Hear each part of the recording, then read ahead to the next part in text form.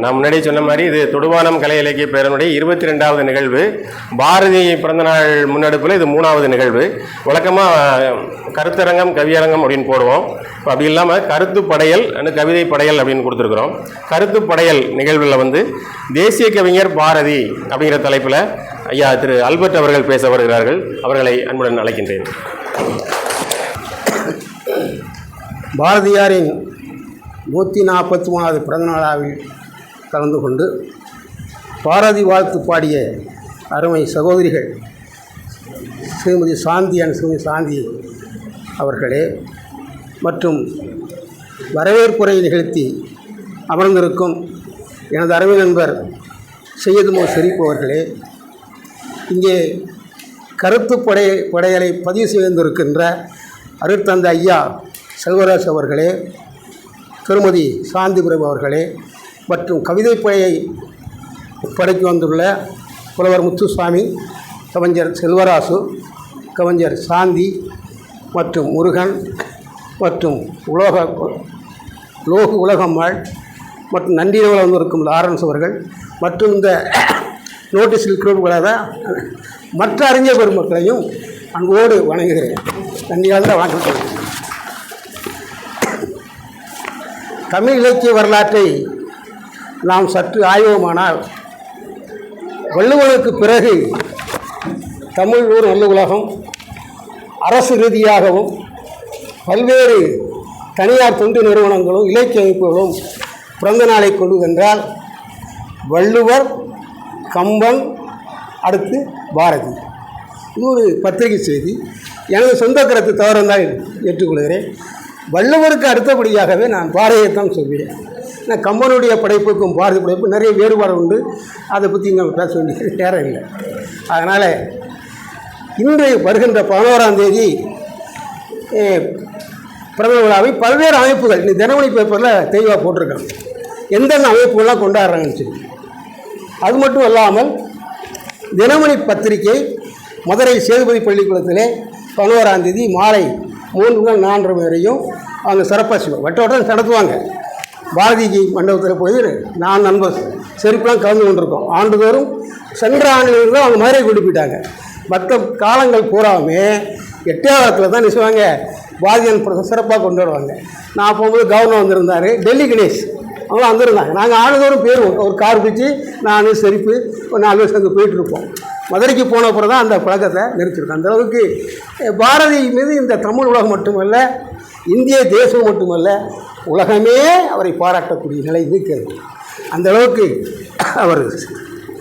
அடுத்தபடியாக பாரதியார் நாமும் தொடுவான இலக்கியமும் நன்றியோடு நாம் கொண்டாடி கொண்டு இருக்கிறோம். ஆண்டுதோறும் இதை 3வது நிகழ்வாக 3வது ஆண்டாக இந்த விழாவை கொண்டாடி இருக்கும் என்பதை நான் பெருமையுடன் நான் ஒவ்வொரு ஆண்டும் அதை கலந்து பேசியிருக்கேன், கூட கவிதை வாசித்திருக்கேன். இப்போ நான் பேசக்கூடிய வாய்ப்புனால என்னால் என்ற கருத்துக்களை நான் வழங்கியிருக்கிறேன். பாரதியார் தமிழ்நாடை நேசித்தார், தமிழ் மொழியை வளர்த்தார், இந்திய பாரத திருநாட்டை பாராட்டினார். அது மட்டுமல்லாமல் சுதந்திர போராட்ட தியாகிகளை மற்ற மாநிலத்தை சார்ந்த சுதந்திர போராட்டங்களை இவர்களெல்லாம் போற்றி புகழ்ந்தார். இதுதான் நான் வழங்கியிருக்கின்ற கருத்து, மையக்கருத்து தலைப்பு என்று. அதை பற்றி என்ன செய்யலாமே தெளிவாக போகிறோம்.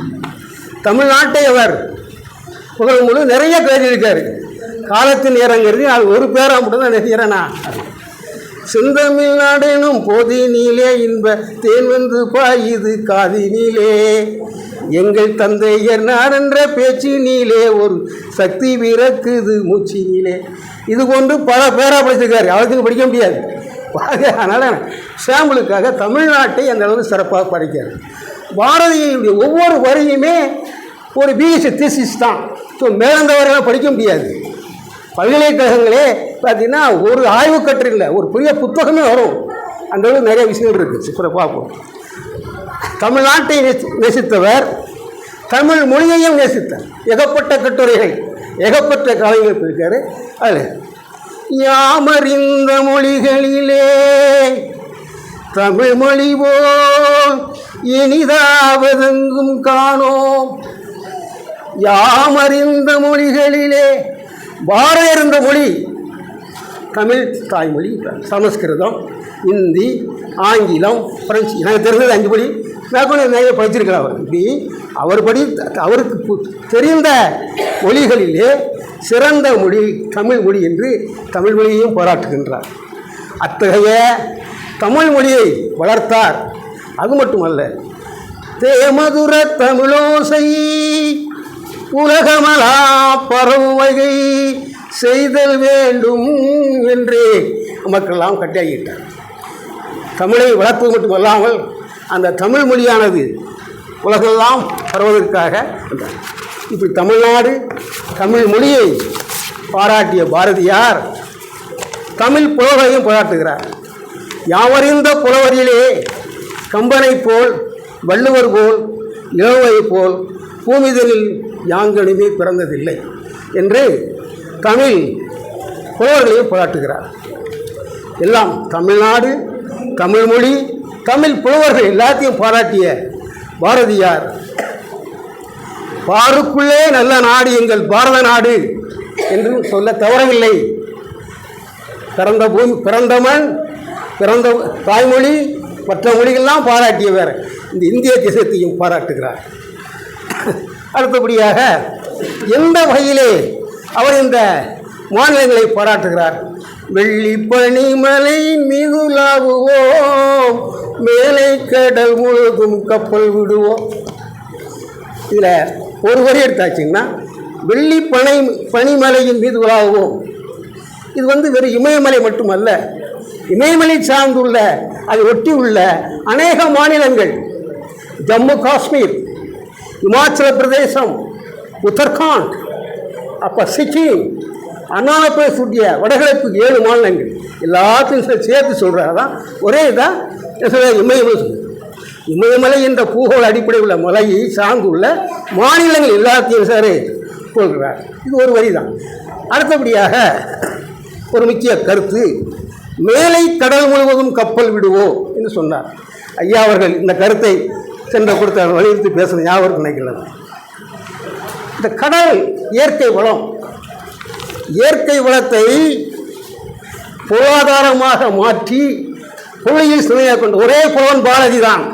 பாரதிக்கு முந்தைய ஏற்றுக்கொண்ட அனைத்து புலவர்களுமே இயற்கையை வர்ணித்தார்கள். பெண்களுக்கு உமையாக இருப்பார், கடவுளுக்கு உமையாக வர்ணித்திருப்பாங்க பாரதிக்கு முந்தைய புலவர்கள். தவறு இருந்தால் நாம் மன்னித்துக்கோங்க. என்னுடைய கருத்தில் இயற்கையையும் வளமாக பொருளாதாரத்துக்கு பயன்படுத்திய ஒரே புலவன் பாரதி என்றால் அது மிகையாகாது நான் சொல்லுவேன். இந்த மேலை கடல்கள் வேற ஒன்றும் இல்லை. கடல் என்பது ஒன்று தான். இந்த பூமியின் நிலப்பரப்பில் 71% நீர்ப்பரப்பில் கடல்.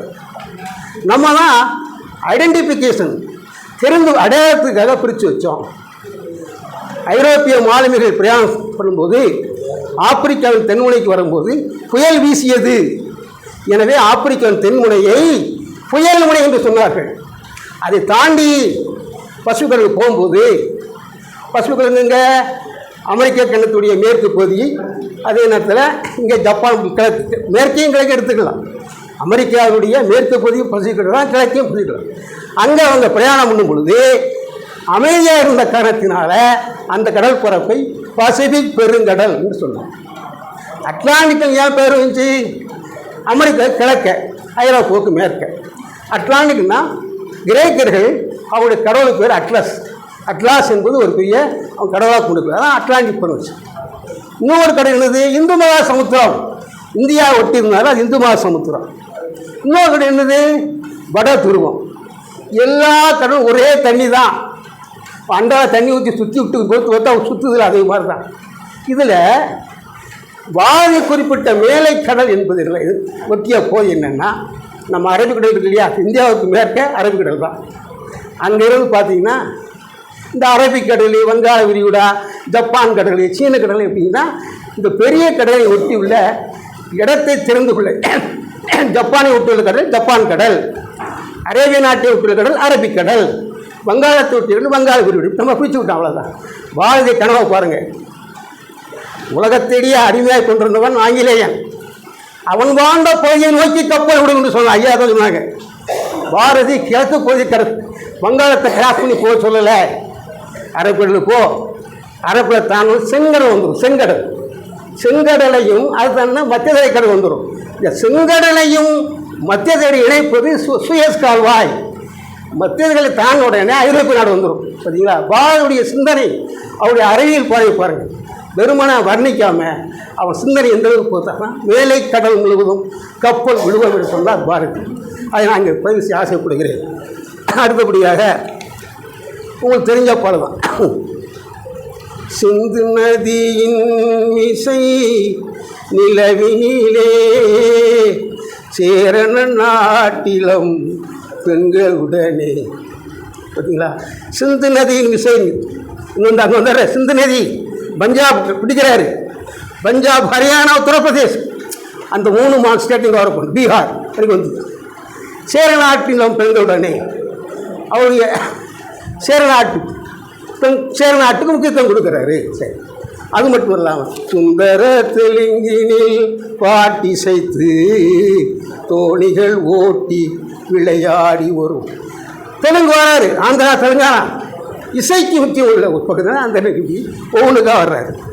அடுத்தபடியாக பார்ப்போம்னா, கங்கை நதி புறத்து கோதுமை பண்டம் காவிரி வெற்றிலைக்கு மாறு கொள்வோம் சொல்கிறாரு. கங்கை நதியில் கோதுமை, இன்றைக்கி சப்பாத்தி பூரி சாப்பிட்றோன்னா அவங்க கொடுக்குற கோதுமை தான், வேறு ஒன்றும் இல்லை.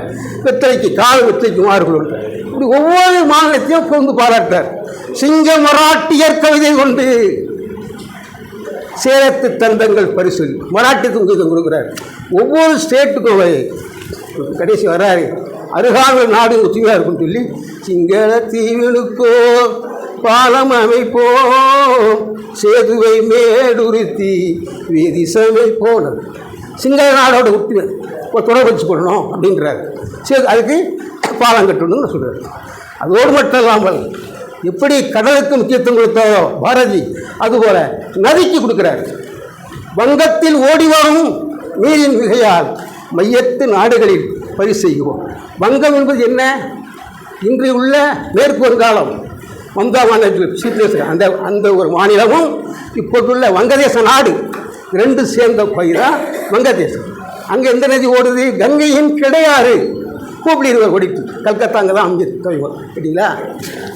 அந்த அளவு அங்கே வர நீதியை என்ன சொல்கிறாங்க? மையத்து நாடுங்க. எது? மத்திய பிரதேசம், ரைட்டில் ஒடிசா, அப்புறம் பார்த்தீங்கன்னா ஆந்திரா மாநிலம், தெலுங்கானா, கர்நாடகா, அப்புறம் தமிழ்நாடு, இப்படி பல்வேறு மாநிலங்களும் பயன் தருகின்ற அளவிலே இந்த நதியை பயன்படுத்த வேண்டும். அதாவது ஒரு நதியினுடைய மிஞ்சிய நீரை இன்னொரு இடத்துக்கு கொண்டு போகணும்னு சொன்ன ஒரே கவிஞன் பாரதி. அதை ஏற்கனவே சொன்னேன் உங்களுக்கு. நதியை எந்த அளவுக்கு அவன் பயன்படுத்துகிறான். அடுத்தபடியாக சுதந்திர விழிப்புணர்வை ஏற்படுத்தும் ஒன்று முடிச்சு. அதாவது சுதந்திர போட்ட வரலாறு 3ஆக பிரிக்கலாம். ஒன்று மிதவாதிகள் 1885 முதல் 1905 வரை, 1905 இருந்து 1919 வரைக்கும் தீவிரவாதிகள், 20 இருந்து 47 வரைக்கும் காந்தி சகாப்தம். நாம் பாரதி வாழ்ந்த காலம் 1905. 1905 தான் பாரதி சுதந்திர போக்கு நுழைகிறாரு. அது வரைக்கும் கவிதைகள் சமூக தொண்டு தான் அவருக்கு. ஆனால் சுதந்திர எப்போ வர்றாருன்னா 1905 வங்காளத்தை பிரித்தோன்னா தான் இந்த மிதவாதிகள்லாம் வெள்ளைக்காரனை ஏற்று போகிறான்னு ஆசைப்படலை, சுதந்திரம் கேட்கல. 1994 துவங்கிய காங்கிரஸ் கட்சியானது சுதந்திரம் கேட்கவே இல்லை. மனுக்களை கொடுத்து ஐயா இதை செய்யுங்க, ஐயா இதை செய்யுங்க கெஞ்சி கேட்டார்கள். அதை எதிர்த்தவர் யாருன்னா திலகர், பாலகங்காதர திலகர் எதிர்த்தார். பாலகங்காதர திலகர், லாலா லஜபதி ராய், பிபின் சந்திரபால் பெங்கால்கர், இதெல்லாம் கடுமையாக எதிர்த்தாங்க. பாரதி அவர்களோடு தொடர்பு கொள்கிறார். 1905 வந்த பிறகு 1907 தான் சூரத் காங்கிரஸ் மாநாடு. அந்த மாநாட்டில் பாரதி கலந்து கொள்கிறாரு. இந்த தவறுலாம் பழக்கம் ஏற்படுகிறது. ஏற்ற பிறகு காந்தியடிகளை பற்றி சின்ன 4 வரி கவிதை எழுதுறார். யாரே பாரதி. வாழ்கனி எம்மான் இந்த வையத்து நாட்டிலெல்லாம் தாழ்வுற்று வறுமை மிஞ்சி விடுதலை தவறி கெட்டு பால்பட்டு நின்ற தாமோ பாரத தேசம் தன்னை வாழ்விக்க வந்த காந்தி மகாத்மானி வாழ். காந்தியடிகளை புகழ்ந்து ஒரு தேசிய தலைவரை ஒரு தமிழ்நாட்டு கவிஞர் புகழ்ந்து பாடுகிறார் பாயிண்ட் ஒன். ரெண்டாவதாக திலகர் வந்து மராட்டியில் பிறந்தவர். சுதந்திரம் எனது பிறப்புரிமை, நான் அடைந்தே தீர்வேன், liberty is my birthright, I shall achieve என்று சொன்னார் யார்? திலகர். அது மட்டுமல்ல, தமிழ்நாட்டில் எப்படி அங்கே திலகர் மாதிரி இங்கே வாவுசி கப்பல் அவங்க போகிறாரு, அந்த கப்பல் கொடுக்கூடாதுன்னு சொல்லி பிளாக்மெயில் பண்ணுறாங்க. அப்போ திலகர் தான் தலையிட்டு வாவுசிக்கு கப்பலை வாங்கி கொடுக்குறாரு. அந்த அளவுக்கு திலகர் மீது பாரதியார் வாவுசிலாம் படுத்துங்க. அது மட்டும் இன்னொரு லாலா லஜபதி ராய், பஞ்சாபின் சிங்கம், சைமன் கமிஷன் போராட்டம், உப்புச்சி தலைவாக போராட்டம். அந்த போராட்டத்தை வெள்ளைக்காரன் அடிக்கிறான். வேற லாலா லஜபதி ராய், மராட்டிய தலைவன் திலகர் போன்று பஞ்சாப் தலைவர் லாலா லஜபதி ராய். அப்போ என்ன சொல்கிறார் அவர்? என் மீது விழுகின்ற ஒவ்வொரு அடியும் பிரிட்டிஷ் ஏகாதிபத்தியம் சோப்பட்டிக்கு அடிக்கிறான் என்னாரு. லாலா லஜபதி பாட்டில் யாரு? பகத் சிங், ராஜகுரு, சுகதேவ் பார்த்துட்டு இருந்தாங்க. திருநாள் இறந்து போயிடுறாரு. அதுக்கு தான் அந்த 3 சேர்ந்து டெல்லி நாடாளுமன்றத்தில் குண்டை வீசுகிறாங்க, மரண தண்டனைக்குலாம். அந்த லாலாஜி லஜபதியெல்லாம் ஒரு நிமிஷம் பாரதியார் பிறந்து வருகிறார். இது அமைச்சர் கடைசி. இதுவரையில் நாம் பாரதியை ஒரு தேசிய கவிஞர் நான் இன்னொரு தலைப்பில் பேசினேன். அதுபோல் இங்கே பார்த்தீங்கன்னா நிறைய இருக்காங்க. பாரதியின் ஆன்மீகம், நினைவுகள், இப்படி பல தலைப்பு இருக்குது. ஐசக் நியூட்டனுடைய வாழ்க்கையில் ஒரு சின்ன நிகழ்வு. கடை இருக்கார். அப்போ ஒருத்தருக்கு, ஐயா உங்கள் ஆராய்ச்சி பற்றி சொல்லிட்டு இருக்கேன், இன்னும் இதெல்லாம் பொண்ணு அடிக்குதுப்பா. எனக்கு தெரிஞ்சதெல்லாம் இந்த கடற்கரையில் சில சிப்பிகள் தான். ஆனால் தெரியாத எங்கே இருக்குது? கடலுக்கு உள்ளே கிடக்குது. ஏகப்பட்ட சிப்பிகளும் அது இதெல்லாம் இங்கே இருக்குது. நம்ம அவை சொன்னது தான், கற்றது கையளவு கல்லாது உலகளவுன்னு சொன்னார் அவை. அதே தான் ஈக்குவல் தான். அது மாதிரி பாரதியை வாங்கியாச்சுன்னா ஏகப்பட்ட தலைப்புகளை செய்யலாம், எடுக்கலாம், அதை ஆய்வு செய்யலாம். ஆய்வு செஞ்சு அது உள்வாங்கினாலே போதும். சுதந்திர போராட்டத்தில் பின்னால் காந்தியடிகள் வந்து போராடி வச்சுக்கின்றார். காந்தி தலைமையாக போராட்டம் நடந்தாலும் அதுக்குள்ள ஊண்டு சக்தியை வழங்கியவன் யார்? பாரதி. 1905 19 வரைக்கும் உள்ள இந்திய மக்களுக்கு குறைத்த ஊண்டு சக்தி பாரதி. அந்த சக்தி தான் பின்னால் எப்படி படையெடுத்ததுன்னா மகாத்மா காந்தி மேலே போனாங்க சொல்லுது. ரெண்டாவது இறுதியாக பாரதி தமிழ்நாட்டை பெருமையை வெளிப்படுத்தினார். பாரதி தமிழ்நாட்டின் பெருமையை வெளிப்படுத்தினார். நாமும் தமிழ்நாட்டின் பெருமையை வெளிப்படுத்துவோம். தமிழ் மொழியை பாரதி வளர்த்தார். நாமும் தமிழ் மொழியை வளர்ப்போம். தமிழ்நாட்டின் மீது பெருமை கொள்வோம் என்றால் இந்திய தேசியத்தையும் பாரதி பெருமை கொண்டார். நாமும் தேசியத்தை மதித்து வளர்ப்போம் என்று கூறி இந்த 3 முக்கிய பாயிண்டாக தான் தமிழ் மொழி, தமிழ்நாடு, இந்திய தேசியம் 3ஐயும் விட்டு பாரதி விலகவே இல்லை. இந்த 3ம் தேவை என்று தான் பாரதி அன்றும் சொன்னால் இன்று இருந்தாலும் சொல்லுவார். அதனால் 3க்கும் நம்ம முக்கியம் கொடுத்தா தான் நம்ம திருநாடும் கூறி இந்த வாய்ப்பு கொடுத்த எல்லாருக்கும் நன்றி கூறி விடைபெறுகிறேன். நன்றி, வணக்கம். தேசிய கவிஞர் பாரதி என்ற தலைப்பில் ஐயா ஒரு சிறப்பான உரையை கொடுத்தார்கள். இடையிடையே பாடலையும் பாடி நம்மை உற்சாகப்படுத்தினார்கள்.